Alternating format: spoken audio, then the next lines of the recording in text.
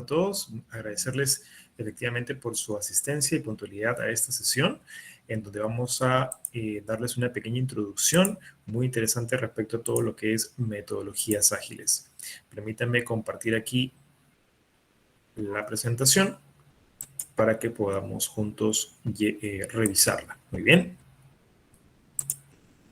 Bueno, nuevamente, como les decía, vamos a hablar aquí en esta presentación acerca de las metodologías ágiles. En mi caso, yo soy el profesor y docente a cargo también de alguno de los cursos de este diplomado que ha sido pensado y diseñado pensando justamente en ustedes. Soy el profesor Carlos Pereira. Yo tengo una maestría en Administración de Empresas y también desde el 2015 hasta la fecha me vengo especializando en diferentes metodologías ágiles de innovación, desde Design Thinking, pasando por Scrum y muchas otras más. Como les mencionaba, el concepto que yo quiero traerles el día de hoy es el siguiente, que es un concepto muy breve pero muy potente. La innovación, perdón, es alterar aquello que ya existe. ¿Ok? Es alterar aquello que ya existe introduciendo novedades que le generen valor a nuestros clientes. Lo repito para que podamos desmenuzar un poco este concepto. Cuando hablamos de alterar, es muy interesante porque casi siempre cuando pensamos en innovación, creemos que tenemos que descubrir la pólvora o que de repente tenemos que inventar algo totalmente desde cero. Pero en realidad ya hay muchas cosas que han sido desarrolladas tanto por nuestros antecesores como también por quizás otras empresas o otras personas en general. Entonces, lo que nosotros hacemos con la innovación es alterar eso que ya existe, pero no es una alteración espontánea, sino que tiene que tener un propósito. Y ese propósito es que se incorpore una novedad y esa novedad tiene que representar un valor para el cliente o para nuestro público objetivo. Se dan cuenta cómo estos tres elementos forman parte de este concepto de innovación. Alteramos, agregamos novedades y que generen valor para el cliente. La imagen que justamente acompaña este concepto es bastante sencilla, pero muy potente. Es justamente una forma distinta de poder vender helados. En lugar de venderlos en los conos tradicionales, lo que se hace aquí es convertirlos en un nuevo formato, alterarlos, y en lugar de servir los helados en formato de bolas o circulares, se hace justamente en forma de rollos y luego se le agregan estos famosos toppings de varios sabores. Algo muy interesante que ocurre con la innovación es que esta alteración también nos da la oportunidad a nosotros de incluso poder cobrar más por nuestros productos o nuestros servicios. Algunos otros ejemplos, pues tenemos el caso de los envases de, por ejemplo, shampoos o de diferentes cremas y vemos cómo a lo largo del tiempo han ido añadiéndose diferentes alteraciones. Las pantallas, ¿ok? Si algunos de ustedes, de repente, al igual que mi persona, recuerdan o de repente han tenido oportunidad obviamente, tener estas computadoras o estos televisores, deben haber visto cómo los componentes tecnológicos han ido avanzando y ahora tenemos pantallas cada vez más delgadas, que pesan menos, portátiles, etcétera, y que incluso no solamente ha variado su dimensión, sino también su calidad. La resolución, se conectan con internet, ya no gastan tanta energía, etcétera, etcétera, ¿no? Entonces vamos viendo cómo se van añadiendo muchas alteraciones. Y por supuesto, incluso plataformas como la que estamos usando nosotros y que desde que empezó la pandemia las hemos utilizado o las venimos sacándole mucho provecho para poder llevar a cabo nuestras actividades como el trabajo o la educación como el diplomado que nosotros vamos a impartirles a ustedes. Esto nos lleva a hablar acerca de tres tipos de innovación. Existe justamente la innovación lineal, como los ejemplos que yo les estaba mostrando, en donde nosotros desarrollamos un producto y vamos añadiendo pequeñas alteraciones, como un envase de shampoo o de repente quizás un mouse, en donde el mouse, ¿se acuerdan que antes los mouse todos eran cableados y luego desaparecieron los cables y luego se volvieron con formato wireless o con formato USB? Y luego los mouse ahora ya tienen formas más distintas, incluso hasta tienen colores, los puedes personalizar. Eso es una innovación lineal. Luego tenemos la evolutiva. Y la evolutiva nos hace referencia a las diferentes versiones. El mejor ejemplo de una innovación evolutiva la tienen todos ustedes con sus teléfonos celulares. Yo recuerdo cuando los teléfonos celulares, hace más de 20 años atrás, únicamente se podía hacer llamadas telefónicas, ¿no? O sea, únicamente ese era el propósito para el cual existían. Pero luego ya se fue añadiendo los textos, la pantalla de color, luego las cámaras, luego el Internet, y luego con el Internet llegaron las nuevas versiones, y luego las aplicaciones, y luego los teléfonos inteligentes, y así sucesivamente. Y hoy las personas ya no nos llamamos por teléfono, ¿verdad? Y ya hoy día las personas ya no nos llamamos por teléfono, sino que más bien utilizamos el WhatsApp o utilizamos servicios de mensajería, pero los teléfonos celulares se han convertido más bien en una pequeña computadora a través de la cual podemos hacer nuestro trabajo, podemos conectarnos a una clase, podemos incluso hacer pagos, yapear, etcétera, etcétera. Eso es una innovación evolutiva, ¿no? Porque de una versión va justamente añadiéndose nuevas alteraciones más significativas. Existe una tercera innovación que en este caso es la disruptiva. Antes de pasar a ella, quería mostrarles aquí justamente algunos ejemplos de lo que les estaba mencionando, ¿no? Como el caso de los teléfonos celulares. Pueden observar incluso cómo hasta la dimensión de los teléfonos se ha reducido notablemente. Cada vez pesan menos, hay celulares que ya incluso pueden estar sumergidos en el agua durante cierto tiempo. Con respecto a este último tipo de innovación, que es la disruptiva, es aquella donde las marcas o las empresas buscan establecer un cambio bastante radical. ¿Ok? O sea, van a desafiar todo aquello que está establecido en el mercado, se van a arriesgar, por eso es disruptivo, porque van a marcar un cambio y van a, obviamente, marcar lo que yo suelo decir, que es un antes y un después. Esa es la innovación a la cual deberíamos aspirar nosotros en nuestros negocios, en nuestros emprendimientos, en nuestras posiciones de trabajo. Buscar una innovación que realmente desafíe lo que está establecido y podamos ser y hacer el cambio. Algunos ejemplos de esto, tenemos aquí el caso de Blockbuster, que cuando ellos, pues obviamente todavía estaban en el mercado, se resistieron a querer hacer esto.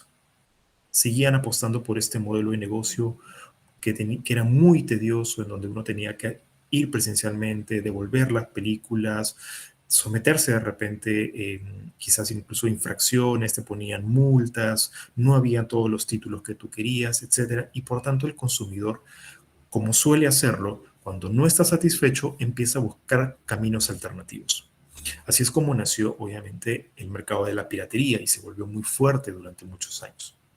Hasta que, obviamente, alguien tuvo una idea, el fundador de Netflix, y decidió todo esto virtualizarlo. Decidió marcar un antes y un después. Y él dijo, ¿qué pasa si todo ese modelo de negocio yo lo ofrezco en línea y además no tengo que limitarle a la persona que vaya de manera presencial y que tampoco tenga que estar pagando multas, sino que toda una serie de catálogo esté ahí presente? Este modelo de negocio ha sido tan exitoso que ya a la fecha pues tenemos muchas marcas y grandes estudios cinematográficos que ya tienen y han implementado sus propias plataformas de streaming como Disney Plus, Paramount Plus, HBO Go, etcétera, etcétera, y que obviamente, claro, se dan cuenta que ahí es donde las personas encuentran mucho valor. Porque incluso algo muy interesante a Netflix y a todas estas plataformas es que no existe publicidad, a diferencia digamos, de la televisión convencional o la televisión de señal abierta o incluso el cable, que también pagamos por ello, donde sí tenemos que ver publicidad, pero de repente tenemos que esperar un horario específico para ver un programa. En cambio, en Netflix no. En Netflix tú puedes ver el programa cuantas veces quieras, al ritmo que tú quieras, lo puedes compartir, lo puedes retroceder, puedes ver toda la temporada completa si así lo deseas. Se añade valor al cliente, innovación, una alteración, pero totalmente disruptiva que marca un antes y un después. Otro ejemplo muy similar es Spotify. Igual acá voy a hacer una pequeña retrospectiva porque yo recuerdo cuando en mi época universitaria, para poder escuchar música, tenía los famosos Walkman, si alguno de ustedes de repente lo conoce o lo llegó a utilizar. Y claro, los cassettes que en realidad máximo era una hora para poder escuchar música, pero era canción por canción y tenías que esperar a que empezara una. Y si adelantabas, se te acababa la batería. Luego llegaron los Discman, luego llegaron los iPods, pero claro, todo siempre con ciertas oportunidades de mejora. Hasta que alguien tuvo la brillante idea de decir, virtualicemos todo esto y que la música esté completamente en la nube. ¿Por qué hablamos entonces de metodologías ágiles de innovación? ¿Por qué se escucha tanto acerca de esto? ¿Y cómo se conecta con este concepto que yo les menciono? Justamente como les mencionaba hace un momento, las metodologías ágiles de la innovación nos permiten tres grandes ventajas. Número uno, aceleran los procesos. Yo les acabo de compartir ejemplos que tienen alrededor de 20 o 15 años en el tiempo. Y vean cómo, o imaginen ustedes de repente en 10 o 15 años en el futuro, cómo podría seguir evolucionando todo esto, cómo podría seguir dándose la innovación. Entonces, las metodologías ágiles son un gran camino para, en lugar de hacer los procesos tradicionales, más bien optar por formas diferentes de pensar, en donde nosotros podamos alterar lo que existe, añadir valor al cliente y obviamente generar los ingresos correspondientes para un negocio. También nos permite reducir riesgos, porque con las metodologías lo que hacemos es equivocarnos más rápido y aprendemos a través de esos errores y por tanto llegamos a una versión que va a satisfacer mejor a nuestro cliente. Y por último, nos permite una colaboración radical. Deben haber visto ustedes de que hay muchas aplicaciones que cuando son lanzadas en su versión 1 y actualmente ya están en la versión 16. ¿Y eso por qué ocurre? Porque los mismos usuarios van dando retroalimentación y van diciendo, me gustaría que hubiera esto, hay que cambiar esto, etcétera. Y claro, todo eso se puede ir, como lo vimos hace un momento, con una innovación evolutiva, puede ir avanzando rápidamente. Algunos ejemplos acerca de esto, tenemos el caso de algunas plataformas como la que estamos usando el día de hoy, que es Meet, o las plataformas tipo Zoom, que se adaptan muy bien, obviamente, a las funcionalidades y a las necesidades de los usuarios. Aquí les comparto un caso que de hecho también lo incorporamos en el diplomado, que es el caso de Wallapop, que es una aplicación norteamericana, en donde un grupo de chicos tuvo la idea de decir, el mercado de ropa ya utilizada o ropa de segunda mano, o como se dice, ropa seminueva, ¿sí? Es un mercado muy importante en Estados Unidos. Entonces, este mercado lo que hace es que conecta, ¿no? Conecta a diferentes personas. Pero cuando uno quiere vender de repente algún artículo o alguna ropa o algo que tenga en casa, casi siempre uno lo hace con sus conocidos, pero no necesariamente encuentras un mercado potencial ahí. Obviamente necesitas expandir más esas posibilidades. Y ahí es donde entra esta plataforma que se llama Wallapop, en donde tú puedes subir todos estos artículos e intercambiarlos con otras personas que obviamente también tienen el interés de compra o el interés de venta. Entonces, así se crea toda esta gran y poderosa red. Nuevamente, alteramos una idea original donde tú simplemente compartías con tus conocidos. Añadimos una novedad desarrollando una plataforma completamente virtual, generándole valor a los clientes y a través de un proceso que sigue las metodologías ágiles de acelerar los procesos, aprender mucho más rápido y generar evoluciones. Un ejemplo peruano, tenemos el caso de Cambista. Es una plataforma de tipo de cambio que justamente nació identificando las diferentes todas estas diferentes problemáticas que ocurren con el tipo de cambio tradicional o convencional. Yo recuerdo que hace 10 años atrás, las personas todavía hacían mucho tipo de cambio en la calle y lamentablemente se escuchaban de pues muchos incidentes como por ejemplo pues que te podían sorprender en la calle, de repente te podrían dar un billete que de repente no era auténtico o quizás no te daban el dinero completo, etcétera, etcétera. Mucha gente mirando el tipo de cambio que tú hacías, si es que querías de repente cambiar cantidades muy fuertes y si querías hacerlo en el banco no te daban un tipo de cambio bastante bueno.